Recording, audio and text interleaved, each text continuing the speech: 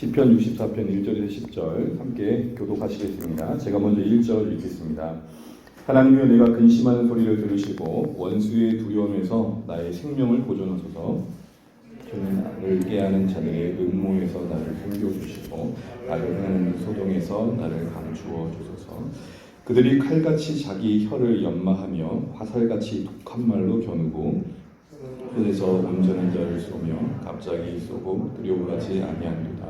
그들은 악한 목적으로 서로 격려하며 남몰래 올무놓기를 함께 의논하고 하는 말이 누가 우리를 보리요 하며 그들은 제아를 꾸미며 이르기를 우리가 묘책을 찾았다 하나니 각 사람이 속뜻과 마음이 깊도다. 그러나 하나님이 그들을 쏘시리니 그들이 갑자기 화살에 사나리로다. 그러므로 그들이 엎드러지리니 그들의 혀가 그들을 해합니다. 그들을 보는 자가 다 머리를 흔들리로다. 모든 사람이 두려워하여 하나님의 일을 선포하며 그 행하심을 깊이 생각하리로다. 의인은 여호와로 말미암아 즐거워하며 그에게 쾌하리니 마음이 정직한 자는 다 자랑하리로다. 아멘. 앞에 옆에 다시 한번 축복하시겠습니다. 함께 기도해 주셔서 감사합니다. 시작. 맞습니다. 오늘 조금 양해를 구할 것은 제가 고장낸 건 아닌데요. 보일러가 조금 안 돼가지고 조금 쉽지 않으시다 싶은데 일부러 바닥에 깔아놨는데 괜찮으신가요? 그래서 누가 이럴 때는 항상 저희 선배들이 이렇게 말했습니다. 추운 게 문제가 아닙니다. 기도 열기를 믿으십시오. 할렐루야 10번 하면 열기 할 겁니다. 뭐 그렇게 얘기했는데 저는 그렇게 말씀드리고 싶지 않고 추우면 조금 옆에서 좀 보담아주면서 이겨내시면 좋겠습니다. 감기 조심하시면 좋겠고요. 오늘 본문의 말씀을 가지고 우리가 함께 오늘 붙들고 기도해야 할 마음들, 태도들을 한번 생각해 보고자 합니다. 여러분 우리가 어느새 시편을 1편부터 지금 걸으면서 여기까지 왔어요. 벌써 66번째 시간입니다. 이제 150편까지 언제 마칠지 모르지만 그 가족 속에 그 말 그대로 우리의 순례 여정과 함께하는 시편 속에서 우리의 마음을 붙잡아 주시고 우리 공동체를 모아 주시고 그리고 우리 공동체의 걸음들이 하나씩 하나씩 진행되어져 가는 것들을 보면 좋겠습니다. 그래서 말씀 안에서 우리의 갈 길을 찾고 또 결정을 하고 또 동기부여도 되고 그러면 좋겠다 싶은 생각이 들고 마침 67편 왔을 때 참 우리에게 필요한 말씀이 아닌가 싶은 생각이 들어서 저 개인적으로는 감사했습니다. 오늘의 중요한 키워드는 그겁니다. 지치지 마십시오. 지치지 마십시오. 여러분 오늘 시편은 대부분의 시편이 다윗의 이제 고난과 연관되어 있습니다. 이 말은 고난이 만드는 찬양이 있다는 것이죠. 더 말하면 고난이 없으면 하나님 경험하기가 쉽지 않다는 겁니다. 여러분 양해하고 구하십시오. 정말 우리가 부유하고 유복하고 넉넉하면 하나님 생각할 여력이 좀 있으시던가요? 배가 좀 따뜻해지면 우리 무슨 생각부터 합니까? 내 편한 생각을 하는 거죠. 시편이 고난과 함께 만들어졌다는 것을 우리가 생각해 보면서 하나님께서 우리 인생의 시편을 만들기 위해 일부러 공곡해 하신 건 아니겠지만 구조적으로 제 아래 있는 이 세상과 그 안에 던져진 우리 인생 속에 우리도 원치 않는 고난을 당하기도 하고 내가 자초하여 만나는 어려움을 겪는 가운데 만들어가신 큰 그림이 있다는 거 놓치지 않으시기 바랍니다. 그런 가운데 우리는 이 고난 속에서 무엇을 만들어내고 있는가를 생각해 볼 필요가 있는 거죠. 바라기는 이 시편의 여정처럼 우리만의 시편이 만들어져가면 좋겠습니다. 하나님과 함께하는 시간들 속에 여러분에게 허락받은 그 고난의 무게가 우리 더욱더 성숙히고 그 무게만큼 자라가면 좋겠습니다. 여러분 헬스 하시는 분들, 트레이닝 하시는 분들은 대부분 무게에 민감합니다. 자기 몸의 근육의 양에 맞는 무게를 정하죠. 자기가 근육을 충분히 들 수 있는 무게 조금 이상으로 들어야 운동이 된다고 합니다. 이건 우리의 영적 원리에도 적용될 것 같습니다. 어느 분에게는 조금 더 가분한, 조금 더 무거운 짐이 갈 수 있지만 그것은 각자에게 하나님 섭리 가운데 허락하신 것이라 생각하고요. 그런 면에서 보면 참 다윗은 참 고난 인생이었다 싶습니다. 시편에 다윗만 나와서 그런지 모르겠지만 이렇게 힘든 인생이었을까 싶은 생각이 들어요. 그런 생각도 들었어요. 오늘 새벽에 든 생각이었지만 차라리 왕이 아니었으면 어땠을까? 차라리 왕이 아니었으면. 여러분 그게 그런 거잖아요. 얻은 게 있으면 감당해야 할 책임도 분명히 있는 것이죠. 특별히 오늘 본문은 여러분 잘 알고 있는 배경과 연관되어 있는데요. 바로 압살롬의 반란과 연결되었습니다. 여러분 강도를 만났어요. 근데 강도를 만나서 물건을 뺏긴 것도 괴로운데 마침 그 강도가 아들이었다 생각해 보세요. 물건 뺏긴 게 괴롭습니까? 그게 아들인 게 괴롭습니까? 심장 후배 파는 그 마음 이놈이 시키고 다윗의 마음을 그렇게 헤아리면 될 것 같습니다. 오늘 본문에 직접적으로 시제가 그렇게 나와 있지 않지만 표현 속에서 담겨 있어요. 보시면 음무라는 말이 나옵니다. 2절에 음무, 모반을 음무한 거죠. 은밀히 숨은 곳에서 사람들을 모아 소동시키고 소동을 일으키고, 소동이라는 말 사람 모은 거잖아요. 이런저런 일들 속에서 많은 학자들과 또 일치되어진 본문의 구절들이 있어서 배경은 다윗의 인생의 그 최대 위기였던 그 아들 압살롬의 반역의 사건과 연관되어 있습니다. 오늘 본문을 한마디로 말하면 다윗이 그 자신을 배반하고 또 그 함께 무리지어진 그 악인들도 두려워 떨고 있을 그때에 하나님께 탄원, 그 괴로운 마음을 아뢰는 시이고 이에 대하여 하나님께서 응답하신 사건을 말하는데요. 그때 하나님께서는 그 두려움이 결국에는 끝자락에 기쁨이 되게 하신 것을 보게 됩니다. 여러분 단 유의할 것은 시편을 볼 때마다 우리에게는 열절이지만 다윗에게는 긴 시간이었으면 늘 놓치지 마십시오. 우리는 짧은 시간 안에 서로 물론 결론을 낼 수밖에 없다 이렇게 얘기하지만 이 결론을 이르기까지 다윗에게는 여정이 있었고 가정이 있었고 시간이 있었다는 것을 염두하고 들으시면 좋겠습니다. 어쨌든 그런 전체적인 맥락 속에서 우리는 바꾸시는 반전의 하나님을 보게 되고 이 하나님을 만나기 위해 지치지 않아야 되는 우리의 모습을 보게 되는 것입니다.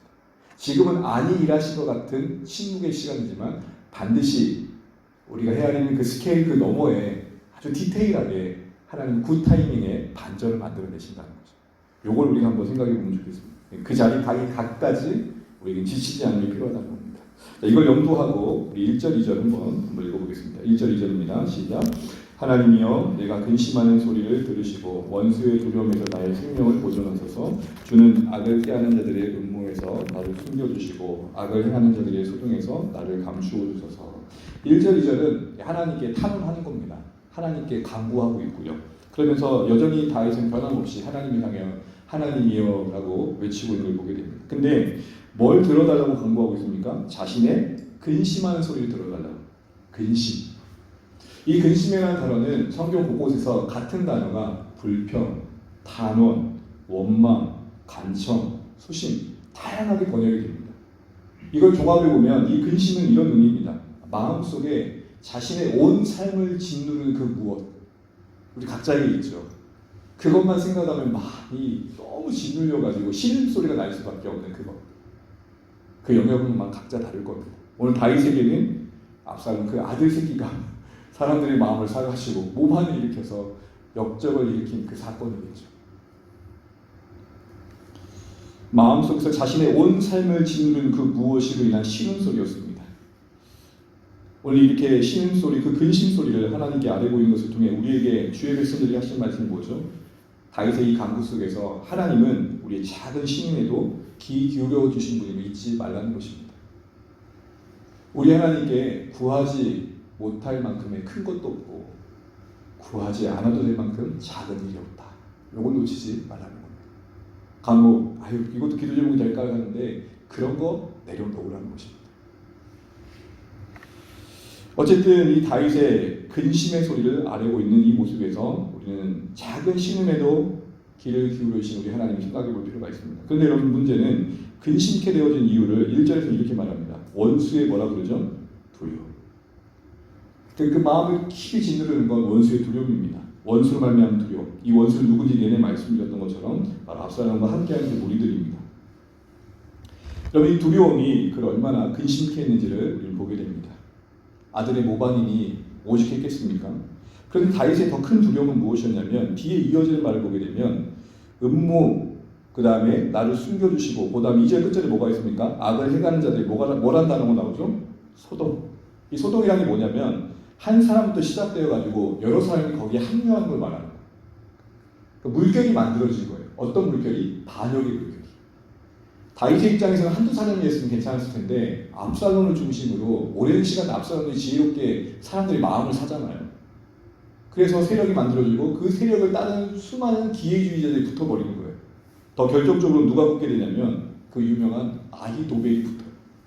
아히도벨은 다윗과 친구였고 오랜 모략가로서 다윗과 함께했던 사람이에요. 당대에 마치 아히도벨 그러면 정말 하나님이 주신 지혜로 전략을 짜는 사람이라고 알려진 만큼 사람이었던 거죠. 근데 그가 합류했다는 소식을 듣게 되는 겁니다. 그래서 여러분 사무엘하 15장 13절 14절을 보게 되면 다윗이 언제 예루살렘으로 도망가게 되는지 그게 얼마나 큰 두려움인지를 보게 되는데요. 잠깐만 넘겨보면 좋겠습니다. 여러분 사무엘하 15장.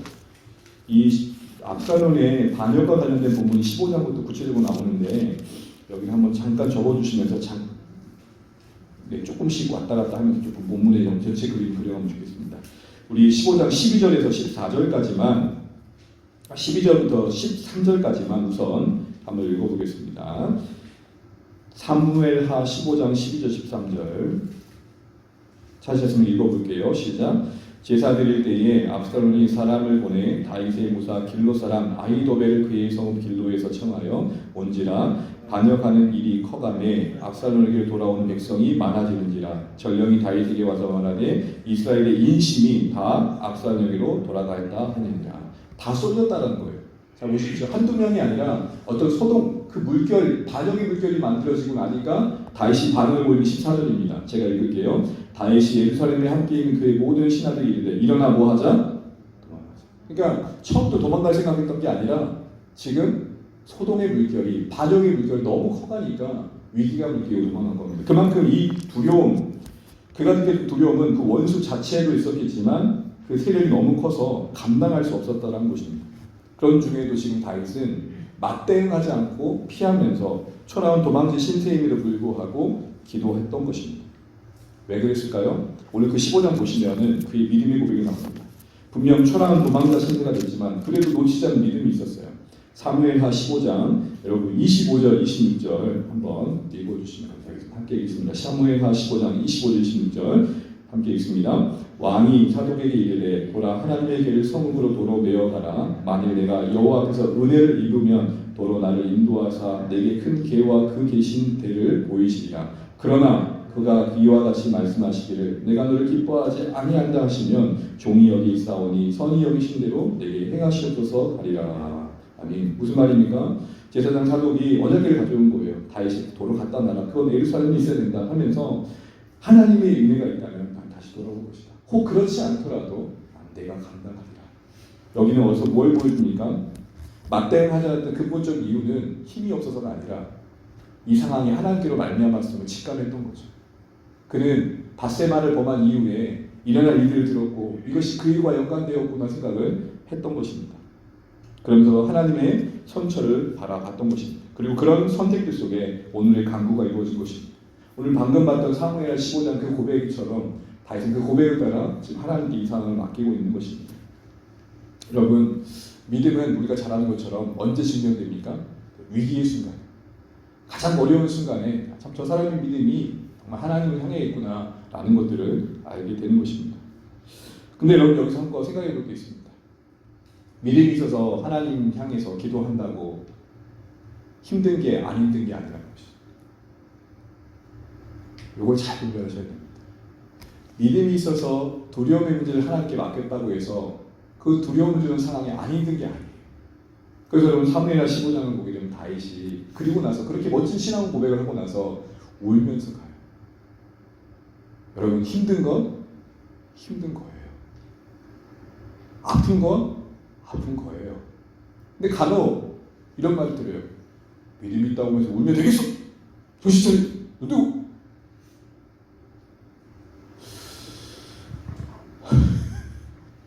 여러분 제가 이 문제 앞에서 고민할 때 언제 해결되냐면 예수님께서 나사로가 죽으셨을 때 부활의 능력을 보이고 하신 거잖아요. 근데 나사로의 그 썩은 무덤 앞에서 어떻게 하셨어요? 꺼이꺼이 우셨어요. 그 슬픔의 현장에 이렇게 말씀하시죠. 울지 마. 어차피 부활할 거야. 울지 마. 이 친구들아 부활할 거라고. 여러분 믿음은 아픈 걸 아픈 걸로 받아들여 주는 겁니다. 그리고 그 믿음은 그런 중에도 소망을 잃지 않는 겁니다. 그리고 그 믿음의 격렬함도 아파하는 것을 이해해 주는 거고 그런 중에도 한 걸음 더 하나님께로 나갈 수 있도록 도와주는 거죠. 오늘 사무엘하 배경 속에서 우리 그가 하나님 앞에 신음소리를 아뢰는 그 현장, 그 중심의 두려움을 다루는 모습에서 우리 그걸 보게 됩니다. 분명 위기는 믿음의 증거의 기회입니다. 그러나 힘든 건 힘든 거예요. 이 두려움의 문제가 우리 삶 가운데 참 그렇게 근심케 할 때가 참 많죠. 이 두려움이 우리를 장악하면 오늘 다윗처럼 하나님께 모든 걸 맡기고 그 힘든 걸 감수하면서 지나가면 좋은데 두려움 그 자체에 매일 때가 있어요. 그럼 우리 조종당하고 지배당하고 분별적으로 이렇게 되죠. 장로님도 잘 아시겠지만 이 실전투의 상황이 되면 두려움 때문에 아군 적군을 피하시지 못하고 쏴대는 거죠. 뭘 쏴는? 공포를 향해 쏴대는 거예요. 그러면 실제적으로 여러분 영화 같은 데 보면 멋지게 쏘잖아요. 절대 그렇게 안 쏴요. 그렇게 되면 어떻게 되는 거예요? 아군에 의해 아군이 죽는 경우가 생기는 거예요. 또 적이 푸시럭거리고 적인 줄 알았는데 토끼를 죽이는 경우가 생기는 거예요. 뭘 향해 쏜 거예요? 두려움을 향해 쏜 거예요. 여러분 우리가 두려움에 매이기 시작하면 실체 없는 공포감에 매이기 시작하면 허우적대는 거예요. 허우적대는 거예요. 이 두려움이 우리를 지배하는 것입니다. 다윗처럼 두려움이 아픔을 감수하면서 맡겨야 돼. 두려움이 아니라 두려움을 다스리시는 하나님께 맡겨야 돼. 근데 우리 일상 속에 두려움이 크잖아요. 장애 암흑할 때 그러죠. 두려움 너무 멀리만 생각하지 마세요. 우리 가까이 있어요. 우리 이제 아이들 키우다 보면은 동네마다 분위기는 다르겠지만 어떤 분위기겠죠? 뒤처지지 않게 하려고 아이들의 분위기가 학원도 보내고. 그래서 여러분 유명한 말이 있어요. 우리나라 대한민국의 교육 정책은 엄마 친구의 입에서 나온다. 엄마 친구가 애들 학원 보내야 되면 갑자기 내가 학원 가게 돼요. 엄마 친구가 피아노 보내야 되면 같이 내가 피아노 가게 돼요.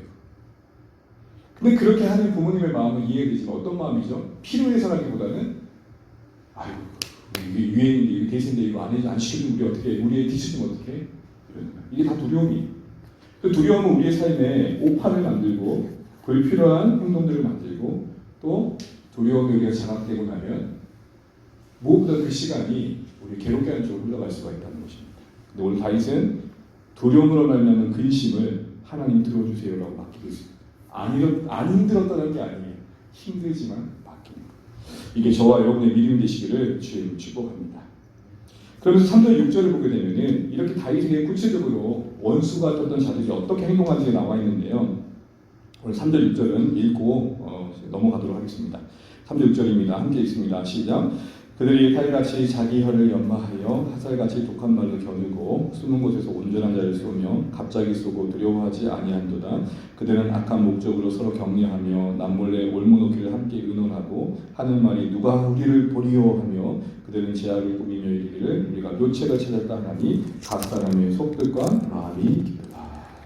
여러 가지 이야기를 하고 있지만 한마디로 하나님을 향한 두려움이 없이 누가 보겠느냐는 겁없는 마음을 가지고 용기 있게 악을 행하더라는 것입니다. 특별히 칼같이 자기 혀를 연마했다는 것은 정교하게 아주 기밀하게 모반의 계획을 세웠다는 겁니다. 그래서 여러분 압살롬이 모반을 세우는 장면을 보게 되면 진짜 기가 막혀요. 오랜 시간 왕을 찾아와 송사를 구하는 자들의 마음을 사적 불러내가지고 오히려 그들을 위해주면서 그들의 마음을 얻어요. 뭐 종종 그런 일이 생겨요. 우리 교회 일은 아직 아니고 가끔 그런 일이 생겨요. 부교육자가 성도들의 마음을 사가지고 데리고 나가는 일이 가끔 생겨요. 그럼 교회 입장에서 얼마나 당황스럽겠어요. 다윗의 입장에서 얼마나 황망하겠어요. 그런데 다윗이 더 힘들었던 것은 6절 끝절입니다. 각 사람의 속뜻과 마음이 깊도다. 야기들이 그랬다는 거예요. 이 말은 무슨 말이냐면 도대체 속 모르겠다는 거예요. 이 말은 겉은 다윗을 향해 입맞춤하지만 마음은 배신을 품고 있더라는 거예요. 이 한 장면만 보고 이 부분 넘어가면 좋겠습니다. 우리 사무엘하 14장. 저는 이 모습 보면서 너무 힘들었어요. 우리 아들이 그럴까 봐. 사무엘하 14장 33절입니다. 죄송해요. 많이 왔다 갔다 해서 이 부분만 볼게요. 사무엘하 14장 33절 읽습니다. 시작. 요압이 왕께 나아가서 그에게 하려니 왕이 압살롬을 부르니 그가 왕께 나아가 그 앞에서 얼굴을 땅에 대어 그에게 절하매 왕이 압살롬과 입을 맞추니라. 오늘 압살롬이 5년 만에 다윗을 만납니다. 그 사연은 여러분 잘 아실 텐데요. 그리고 나서 이렇게 입맞춤은 회복의 시작이었어요. 그런데 그리고 나서 15장 1절이 뭐라고 그러죠? 자기를 위하여 병거를 봅니다. 모반을 시작합니다. 결국 그 입맞춤, 5년 만의 입맞춤은 다윗의 마음을 안심케 하려고 했던 거예요. 소위 실드를 친 거예요. 입맞춤 그 순간에는 마음은 뭐가 이미 작정되어 있었어요? 내가 다윗 당신을 왕에서 내려오게 할 것입니다. 다윗이 시편에서 뭐라고 말합니까? 도대체 사람의 마음 깊이를 알 수가 없다. 여러분 이거 다윗 주변 사람만의 일일까요? 우리도 혹시 숨겨진 마음을 가지고 누군가를 대하지 않으신가요? 그리고 우리 숨겨진 마음이 우리 안에서 제3자 내어가지고 나름의 소동을 일으킬 만한 합류할 만한 사람들을 모으고 있지는 않으십니까?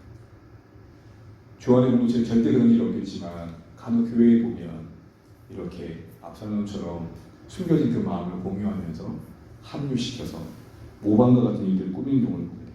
다윗의 괴로움이 바로 그거였어요. 도대체 악인들인데 악인들처럼 행동하지 않더라. 이것은 그들만의 문제가 아니고 우리의 진실치 못함의 문제일 수도 있다는 생각을 해봅니다. 나도 모르게 숨겨진 마음이 나도 모르게 관계에 삐그덕거림을 만들 수 있고 내 안에 숨겨진 마음이 자연스럽게 나도 모르게 튀어나와서 어려움을 관계에서 만들 수도 있는 것이죠. 이 부분은 우리가 하나님과 관계 속에서 다루어야 부분인 것입니다. 근데 그리고 나서 이제 하나님께서 그 다윗의 고민과 근심, 그 두려움의 현장에 개입하신 장면이 7절부터 9절에 나옵니다. 여기서 하나님은 자신이 전쟁의 용사로서 다윗 대신하여 싸우시는 분으로서 자신을 소개합니다. 왜냐하면 하나님께서 화를 드시거든요. 그리고 이 화를 드시는 것 또한 너무 기가 막히게 악인들에게 대응하시는 하나님의 역전의 모습을 보여주는 구절입니다. 우리 7절 9절 한번 읽어보겠습니다. 시작. 그러나 하나님이 그들을 쏘시리니 그들이 갑자기 화살에 상하리로다. 이러므로 그들이 엎드러지리니 그들의 혀가 그들을 해함이라. 그들을 보는 자가 다 머리를 흔들리로다. 모든 사람이 두려워하여 하나님의 일을 선포하며 그의 행하심을 깊이 생각하리로다. 아멘. 여러분 7절을 보시게 되면 하나님이 그들을 쏘시리니 그들은 악인들이죠. 모반한 사람들이죠. 그들이 갑자기 화살에 상하리로다. 여러분 이 말씀 어디서 본 것 같지 않습니까? 4절 한번 다시 보시죠. 악인들이 다윗을 향해서 어디선가 모르게 화를 쐈다. 그러니까 숨겨진 마음을 가지고 모반을 꾸며서 뒤통수를 친 것을 비유한 거예요. 근데 악인들이 화살을 쏘는데 되려 그 화살을 하나님께서 맞대응하시면서 쏘시는 것으로 보여주고 있습니다. 뭘 보여주는 걸까요? 분명히 이것은 하나님께서 악인들에게 심판하시는 거예요. 근데 특히 그 심판의 표현을 하나님이 그들을 향해 화살을 쏘셨다는 표현으로 똑같은 구절을 사용하고 계시다는 겁니다. 여기서 화살을 쏜다는 표현은 4절에서 이미 언급되어 있고 그것은 악인들이 공격하는 표현으로 숨겨져 있습니다. 이건 뭘 의미하는 걸까요? 악인들은 의인들을 향해 쐈던 그 화살을 성공적으로 쐈다고 생각할지 모르지만 정작 그 화살에 자기 자신들이 맞게 될 것을 말하는 것입니다. 정작 화살을 맞아 넘어지게 되는 자들은 다윗이 아니라 그들 자신이 될 것을 하나님께서 말씀하시는 거고 이 표현은 바로 하나님께서 반전을 일으키실 것에 대해서 성경적 비유적으로 표현하는 거죠. 그래서 여러분 9절에 보면 이렇게 나와 있잖아요. 그렇게 하나님께서 화살을 쐈을 때 8절에 이러므로 그들이 뭐 하리니? 그들이 쏜 화살이 부메랑이 되어가지고 되려 그들 자신을 무너뜨리겠다는 거예요. 대표적인 인물이 아히도벨이었습니다. 아히도벨이 모반을 짜가지고 다윗과 함께하지 못하고 압살롬 편을 들다가 뭔가 지략을 발휘하는데 후세라는 사람이 의견을 내잖아요. 근데 압살롬이 아히도벨의 기가 막힌 이야기를 안 듣고 누구 얘기를 듣죠? 후세 얘기를 듣고 이것이 위기가 돼서 아히도벨은 성공 못할 것 같다고 자결을 하죠. 모반을 계획했던 그 스스로 그 모반 때문에 자신을 죽이는 바로 화살을 쐈던 그가 음모의 화살을 쐈던 그가 하나님의 공의의 화살 앞에 무너지는 그 장면이 나오는 것입니다. 누가 우리를 보리오 했지만 이미 하나님은 보고 계셨음을 증거해 주신 거죠. 이 하나님의 승리의 결과가 뭘 만들었습니까? 그들을 엎드러뜨렸습니다. 그리고 또 하나 중요한 일을 하나 만드는데 9절입니다. 우리 9절 말씀 한번 다시 읽어보겠습니다. 시작. 모든 사람이 두려워하여 하나님의 일을 선포하며 그 행하신 일을 깊이 생각하리로다. 저는 이게 오늘 기도 제목이 되면 좋겠습니다. 여러분 보시면 하나님의 이 놀라운 반전의 승리가 뭘 만들어냈습니까? 8절 끝절에 보게 되면은 그걸 지켜보는 사람들이 머리를 흔들게 만들었죠. 이 머리를 흔들게 만들었다는 것은 악인들의 스스로 무너지는 모습을 보고 그걸 지켜보던 사람들이 놀라 도망갔다는 거예요. 뭘 봤다는 거죠? 하나님 살아계신 거. 그래서 9절 끝절에 그들이 그렇게 말해요. 그걸 보고 깊이 뭐 했다? 죄송해요. 한번 따라해주세요. 깊이 생각했다. 이거 깊이 생각했다는 것은 그 현장을 보고 그들 안에 없었던 신앙이 생겼다는 겁니다. 그들 안에 없었던 하나님을 향한 마음이 생겼다는 거예요. 여러분, 여기서 우리는 다 알 수 없지만 적어도 압살롬의 반역을 사용하셔서 하나님을 대적했던 자들 그 일부의 마음속에 놀라운 반전을 통해 하나님 그들에게 믿음을 심어주시는 역전을 보게 됩니다. 깊이 생각하게 하는 일들을 만들어내셨다는 겁니다. 만약 모반이 없었다면, 다윗이 이렇게 쫓기고 도망가는 일이 없었다면 만들어지지 않은 이야기였던 것이죠. 찬송도 여러분, 당신의 삶을 보니, 내가 깊이 생각해 보니 하나님 살아계신 것 같아요. 이 이야기를 들을 수 있는 우리의 삶이 되시기를 주의 이름으로 축복합니다.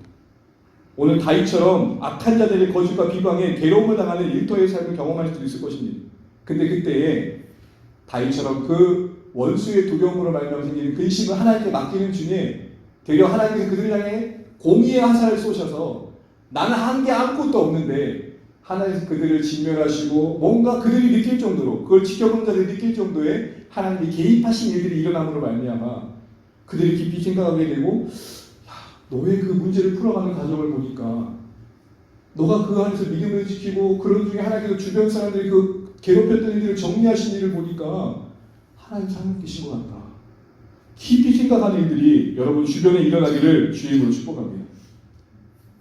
당신의 삶을 깊이 생각해 보니까 하나님 살아계신 것 같다. 이런 기가 막힌 반전은 아니더라도 도대체 그렇게 끝까지 버티는 모습을 보니까, 내가 깊이 생각해 보니까 하나님 살아계신 것 같다. 이런 일들이 우리 가운데 일어나면 좋겠습니다. 내 주변에 내 인생을 보면서, 나의 삶의 태도를 보면서 깊이 생각해 보니까 정말 하나님 살아계신 것 같다. 너의 삶에 일어난 일들을 보니까 하나님 살아계신 것 같다. 어머니 인생을 보니까 하나님 살아계신 것 같다. 아빠 인생을 보니까 정말 하나님 살아계신 것 같다. 깊이 생각해 보니까 정말 하나님 일하시는 것 같다. 이런 마음을 불러일으킬 수 있는 은혜의 역사들이 하나님의 은혜 안에 우리 가운데 일어나기를 축복합니다. 예, 우리의 기도 제목은 좋겠습니다. 이걸 위해 우리에게 필요한 게 뭘까요? 지치지 않고 하나님 붙드시고. 그래서 여러분, 오늘 다윗은 이제 마무리입니다. 자신을 뭐라고 소개하고 있는지 보십시오. 그 두려움의 현장에서 이런 놀라운 반전과 깊이 생각하는 일을 통해 하나님께서 믿음의 역사를 일으키시는 그 중심에 있었던 그 자신을 뭐라고 소개하시는지 보십시오. 우리 4절입니다. 4절 다시 한번 읽을게요. 시작. 숨은 곳에서 온전한 자를 쏘며. 자기를 뭐라고 표현하고 있죠? 온전한 자. 10절에 이제 결말에서도 뭐라고 표현하고 있는지 보시죠. 10절입니다. 시작. 의인은 여호와로 말미암아 즐거워하며 그에게 필요하니 마음이 정직한 자네. 이 온전한 자, 정직한 자 다 공통적인 의미는 뭐냐면 변함없이 흔들리지 않고 좌로나 우로나 치우치지 않고 올곧게 하나님을 바라보는 자. 정직하다, 온전하다 이 말의 원뜻은 뭐냐면 변함없이 좌로나 우로나 치우치지 않고 어떤 상황이 와도 그 신앙을 흔들림 없이 하나님께 맡기는 자. 우리 모두 이런 의미에서 온전한 자 되시기를 주의 축복합니다. 흔들림이 없다는 게 아닙니다. 흔들림의 중심을 지키고 지치지 않고 뚜벅뚜벅 그 걸음을 걷더라는 것입니다. 앞서 말씀도 사무엘 다윗이 소동이 일어나고 이제 모반의 세력이 너무 커서 감당할 수 없는 상황이 힘겨워서 도망 나올 때에 하나님께서 나를 돌이키라 믿음은 보였지만 그 뒤에 울면서 지나갑니다. 이 여정이 계속되는 가동 속에 다윗은 오늘 10편 64편의 고백대로 온전하게 살았다는 것입니다. 그때에 하나님의 개입하심, 그 공의의 화살을 쏘셔서 그 상황을 역전시키시고 그걸 지켜보는 자들 마음속에 깊이 생각하게 하는 마음을 만드셨다는 것이죠. 오늘 말씀을 맺습니다. 우리 삶 가운데 그 길이는 알 수 없지만 여전히 하나님은 일하고 계신 줄 믿습니다. 우리가 다윗처럼 모반을 당한 정도까지는 아니더라도 우리에게 두려움을 주는 일들로 인해 근심하게 되고 그 근심의 소리가 하나님께 아뢰질 수밖에 없는 상황들이 있을 수 있습니다.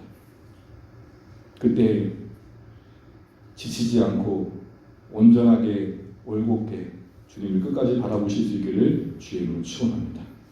그때 공의의 화살을 쏘셔서 일으키실 반전이 있고 그리고 또한 그걸 지켜보는 자들 마음속에 일으키실 깊은 생각이 있어서 하나님의 또 다른 일하심들을 보게 될 것입니다. 잊지 마십시오. 온전하게 올곧게 버티다 보면 우리 하나님의 일하심을 볼 것입니다. 그럼 우리 모두 지치지 않고 가시면 좋겠습니다.